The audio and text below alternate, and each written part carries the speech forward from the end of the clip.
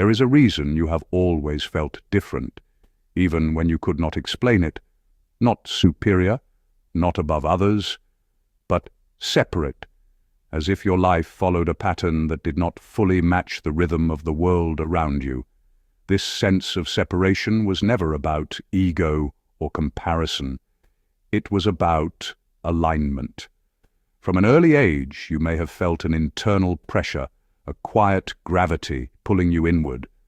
While others were satisfied with surface-level answers, you were drawn toward depth. While others chased noise, you were pulled towards silence. You searched for meaning before you even understood the word itself. And each time you tried to fully blend in, something within you resisted, not in rebellion, but in redirection, guiding you back toward reflection, discipline, and spiritual awareness. This was not coincidence, and it was not imagination. Across history, there has always been a recurring pattern. When divine truth enters the world, it does not arrive only once. It echoes through time. It reproduces not in identical forms, but in aligned vessels. Truth expresses itself through individuals prepared internally to carry it forward.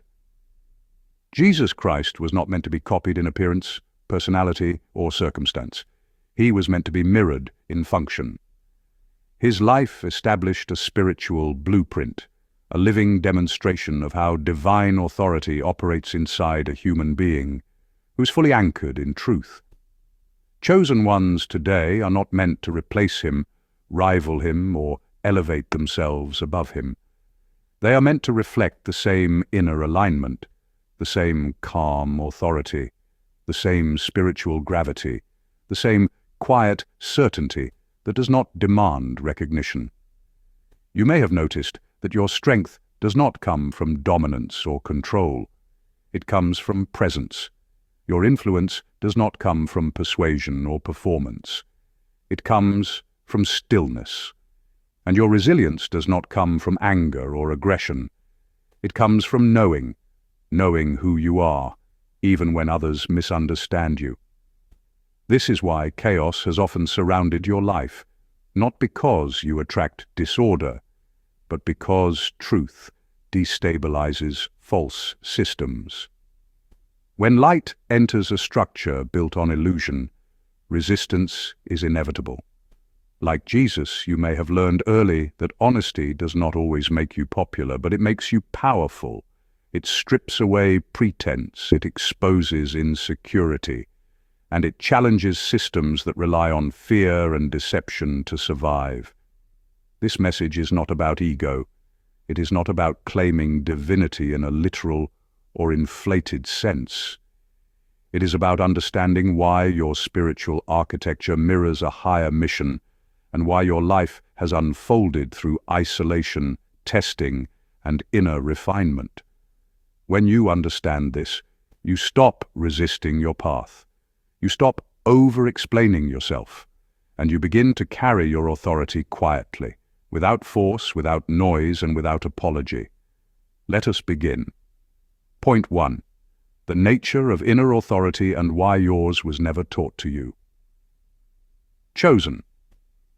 1. Before we speak about power, it is important to understand authority, because authority is not force, it is not dominance, it is not loudness, charisma, or control, and it is not something you perform for others to recognize. Authority is coherence. It is the state in which your inner values, your thoughts, your words, and your actions are aligned so precisely that no internal contradiction exists. When this alignment is present, energy is no longer wasted managing appearances or defending inconsistencies. This is why some people speak endlessly and change nothing, while others say very little and shift entire rooms without effort. From early in your life, you may have sensed that you were not wired to seek permission before trusting your inner knowing. You recognized truth internally before it was validated externally, and this instinct quietly set you apart. It did not make life easier, It often made it heavier. Because when someone carries inner authority, they cannot comfortably live on borrowed beliefs. Repeating ideas that do not resonate fully creates tension inside them. Adopting values simply to belong produces a subtle but persistent discomfort. You may have noticed that conformity felt draining, not because you rejected people, but because your system rejected inauthenticity. This pattern mirrors what is observed in spiritually aligned individuals throughout history, not because you are meant to be worshipped or elevated above others, but because truth behaves consistently regardless of who carries it. Inner authority develops through self-honesty. It forms when you refuse to lie to yourself, even when the lie would be socially convenient, emotionally soothing, or strategically beneficial in the short term. Each time you choose internal truth over external approval, something stabilizes inside you. Over time, this produces a presence that others feel but cannot easily define. They may not agree with you. They may not understand you. They may not even like you. Yet they sense something grounded, something settled, something that does not sway with opinion, trend, or emotional pressure. This is why you do not need to assert yourself, explain yourself, or dominate a space. Your calm does the work for you. Your restraint communicates more than performance ever could. Systems that depend on fear, validation, hierarchy, or dependency feel unsettled by you because your presence exposes the illusion they rely on. You cannot be easily manipulated because you do not outsource your sense of self. Your authority does not come from taking power, demanding recognition, or winning control over others. It comes from not needing any of it. Point 2. The purpose of isolation and why you were removed before you were ready. Isolation is one of the most misunderstood phases in the chosen one's life. Many believe isolation means abandonment, rejection, or failure. In truth, isolation is refinement. When external voices fade, the internal voice becomes audible. For most people, this is unbearable. Silence exposes unresolved fears, unexamined beliefs, and emotional dependencies. This is why many rush back into noise, relationships, distractions, and constant stimulation. But you were held in isolation longer than others because your nervous system, your mind, and your spirit were being recalibrated. During these periods, you may have felt unseen, forgotten, or delayed. But something subtle was happening beneath the surface. Your identity was being detached from approval. Your worth was being separated from outcomes.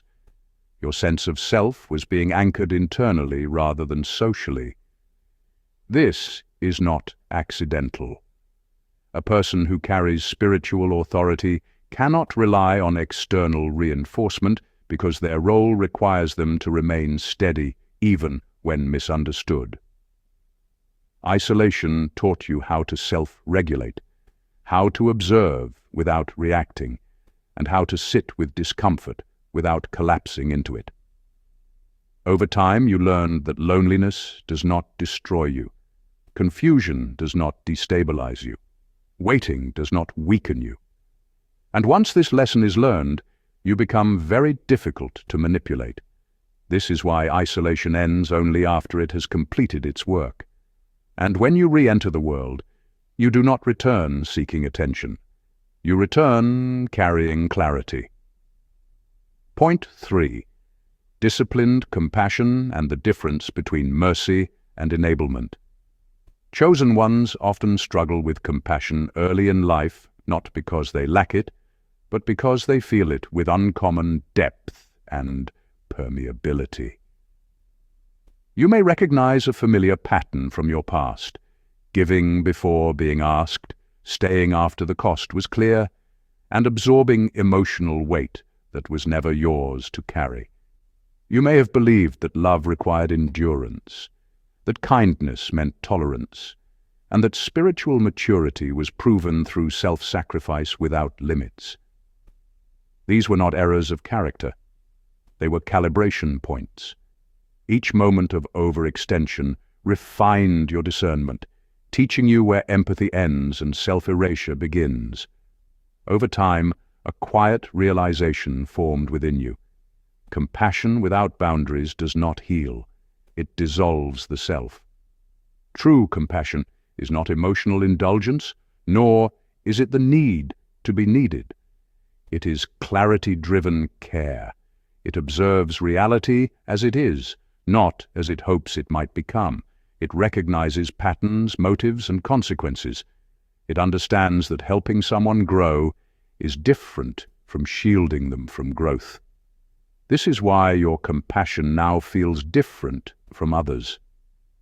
You no longer rush in to fix, rescue, or absorb. You can care without entanglement. You can love without attachment to outcome. You can wish people well without walking beside them into cycles they refuse to exit. This evolution often unsettles those who expect unrestricted emotional access, constant availability, or silent tolerance. To them, your restraint may feel like withdrawal. In truth, it is alignment. Spiritual sustainability requires selectivity. Energy is not infinite, and your sensitivity makes this especially true. You were not designed to carry everyone's burdens, explain yourself endlessly, or pour life into closed vessels. You were designed to carry truth, to embody discernment, and to act from precision rather than compulsion. Sometimes, the most compassionate act is stepping back and allowing reality to instruct where you no longer can. This does not make you cold, distant, or hardened. It makes you accurate. Precision preserves your nervous system, your clarity, and your spiritual stamina.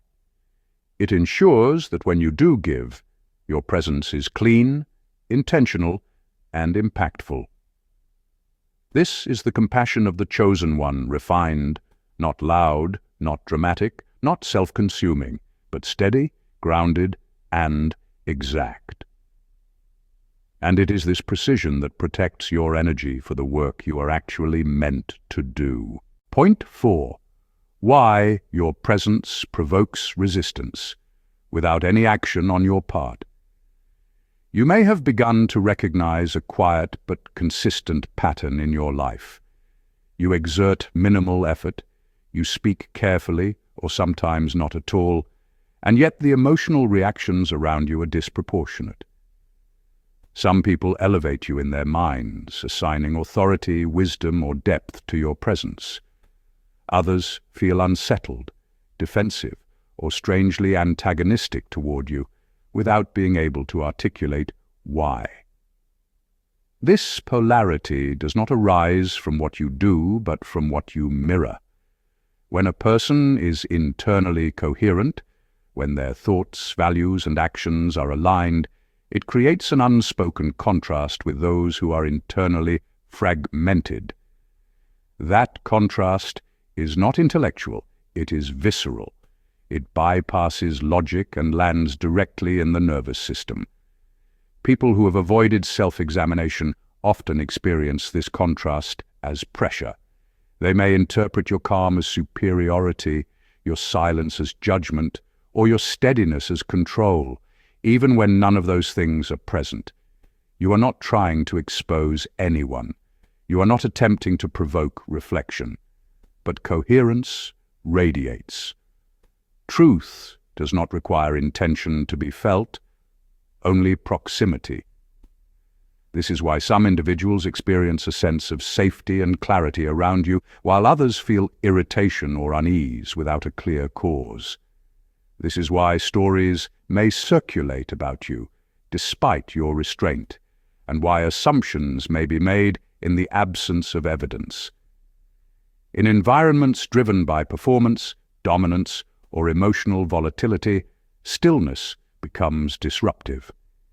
It refuses to participate in the unspoken agreements that keep chaos normalized. Over time, This understanding changes how you relate to resistance. You stop interpreting opposition as a personal failure or moral error. You recognize it as feedback about contrast, not character. This awareness prevents you from shrinking yourself to preserve comfort in others. You no longer over-explain, soften your presence, or dilute your clarity to reduce friction. Instead, you remain grounded, observing reactions without absorbing them.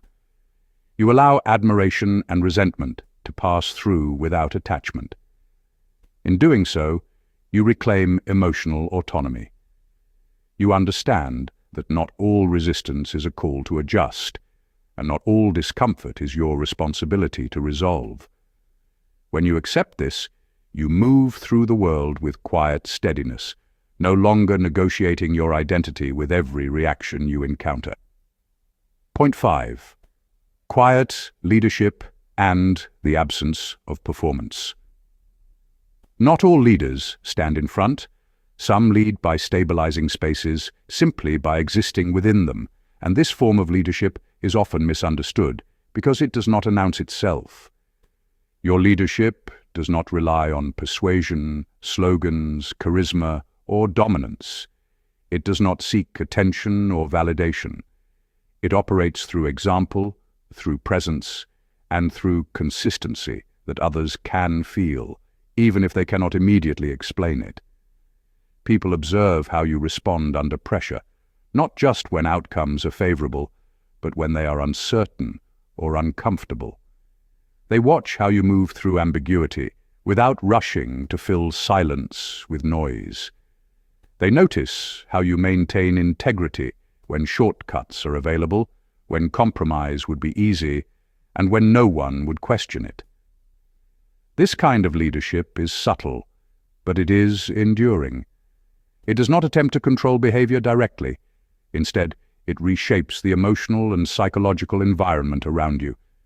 It does not create followers in the traditional sense. It creates mirrors. Others begin to self-correct around you, often unconsciously. They lower their voice, they slow their movements. They become more intentional in their words. They pause before acting impulsively. They reflect more before reacting. This shift does not happen because you demand respect or enforce authority. It happens because coherence invites coherence. Emotional regulation, clarity, and groundedness are contagious. When you embody them consistently, others feel the contrast between stability and chaos, and many instinctively adjust toward balance. You were not designed for spectacle or constant visibility. You were designed for influence that compounds quietly over time, influence that deepens rather than flashes. This is why recognition may come slowly or arrive in private moments rather than public applause. It is why some of your most meaningful impact may never be fully verbalized by those who experience it. And this is also why your presence can outlast louder figures who burn brightly but briefly. Their influence depends on energy, momentum, and attention. Yours depends on alignment. Long after noise fades, stability remains. Long after excitement dissipates, grounded leadership continues to shape outcomes, decisions, and cultures in ways that are durable, subtle, and deeply transformative. Point 6. Transformational suffering and why it did not harden you. Many people suffer and become bitter, carrying the weight of their wounds like weapons pointed outward at the world. Others suffer and become numb, disconnecting from feeling as a form of survival, moving through life on autopilot just to avoid further pain. But chosen ones suffer and become clear, not because the pain was lighter, shorter, or more merciful, but because you chose to face it directly instead of running from it. You didn't rush to distract yourself or bury the experience under false optimism. You stayed present long enough to ask what the pain was revealing. Every disappointment became a lesson in expectation. Every betrayal exposed the difference between words and actions. Every delay taught patience beyond control. Every loss stripped away an illusion you could no longer afford to carry. Slowly, without drama, you stopped expecting fairness from people and began trusting alignment instead. You realized that life is not designed to reward innocence, but awareness. This shift did not make you cold or cynical. It made you grounded. You learned that suffering does not need to be displayed, explained, or performed to be meaningful. When processed consciously, pain turns into information. It shows you recurring patterns you once ignored. It reveals where you overgave, overtrusted, or abandoned your own intuition. It sharpens discernment, teaching you when to move forward and when to step back. It humbles the ego, not by breaking you, but by showing you how little control you ever truly had. That humility becomes strength because it replaces resistance with acceptance. This is why your calm feels different from indifference. It carries weight, it carries history, it carries understanding. Your stillness is not denial, suppression, or avoidance. It is integration. You did the inner work of allowing pain to pass through you instead of lodging inside you. You metabolized it, you learned from it, and because of that, it no longer needs to control your reactions, your decisions, or your identity. Once suffering has been integrated, it loses its power to define you. It becomes part of your wisdom rather than a source of fear. This is the quiet strength of the chosen one. Not the absence of pain, but the mastery of what pain tried to teach. Point 7. Continuation of the pattern and the responsibility of embodiment. You are not here to imitate anyone, because imitation belongs to those who are unsure of their own center. You are here to embody principles that existed long before names, titles, or comparisons ever mattered. Truth does not need a costume. Integrity does not announce itself. Restraint is not weakness, but precision. Compassion is not softness, but awareness. Clarity is not noise, but alignment. Inner authority does not demand attention. It commands presence. These principles are timeless, and they move through different individuals across generations, adapting in form, but never in essence. Your responsibility is not to declare your importance or to convince the world of your depth. Your responsibility is to live in alignment with what you already know to be right, even when no one is watching, even when there is no immediate reward. This path is quieter than ego would prefer, because ego thrives on applause, comparison, and external validation. But this quiet is precisely what makes it more powerful than ego could ever achieve. When you stop trying to prove who you are, you remove friction from your life. You stop leaking energy into performance. You stop bending yourself to be understood. And in that stillness, something undeniable begins to form. Your life starts to demonstrate your values without explanation. Your actions become consistent. Your presence becomes steady. You move forward without urgency, because urgency is born from fear of being overlooked. You act without performance, because performance is rooted in insecurity. You speak when it is necessary, not to fill space or assert dominance, but to bring clarity where it is needed. And you remain silent when silence protects truth, preserves dignity, and prevents distortion. This is not withdrawal from the world. It is precision within it. This is the continuation of a pattern that has always existed. Individuals who carried substance rather than spectacle, depth rather than display. Their impact was not immediate, but it was lasting, and it did not depend on recognition to be real. What is real does not ask to be seen. It reveals itself over time through consistency, restraint, and alignment. When you live this way, your life becomes the message, and nothing more needs to be said. Chosen one, you do not carry divine power because you claim it. You carry it because you live in alignment with it. And alignment, once achieved, speaks louder than any declaration ever could. If this message resonated, remain still with it. Truth does not rush.